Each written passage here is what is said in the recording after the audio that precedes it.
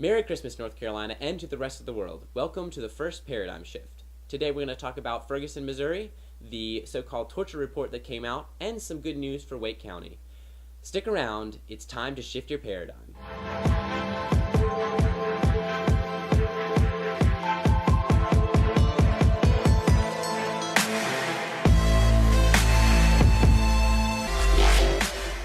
So, as many of you have probably heard already, there's been a lot of controversy around the entire country regarding a case where an officer of the law shot a man in Ferguson, Missouri. Missouri is right here.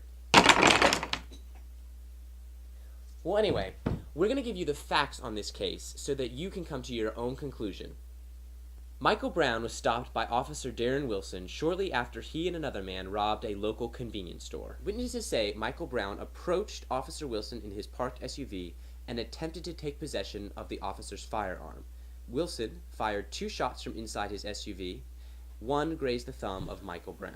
Michael Brown then starts to run away from Officer Wilson, and Officer Wilson pursues on foot.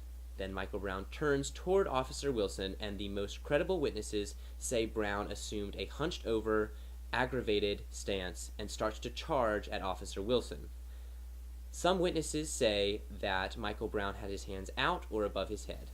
At this point, Michael Brown is fatally shot, and the location of the bullet entry wounds seem to suggest he was in fact hunched over at the waist. The grand jury decided not to indict Officer Wilson with any charges after hearing evidence for almost 3 months and coming to the conclusion that there was not enough probable cause to bring the case to court.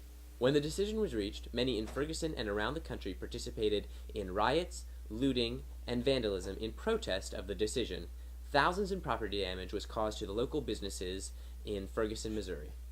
On Tuesday of this week, Democrats in a Senate Committee on Intelligence led by Senator Dianne Feinstein released a report detailing the interrogation methods used by the CIA.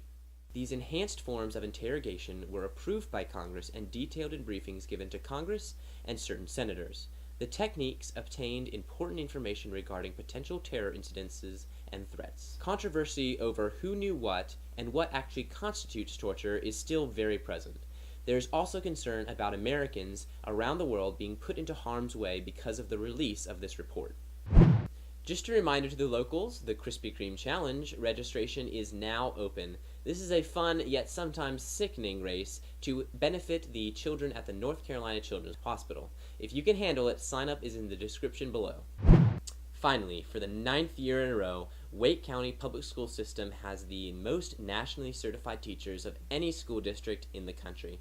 This is great news for those looking to enroll their students here in Raleigh because they will most likely get a great education. That's the top stories from this week. Check in next week for an interview and a discussion with a special guest. As always, read more about the stories we talked about in the links that are in the description below. If you have an opinion about something, leave it in the comments. Finally, thanks so much for tuning in, and we'll see you next week.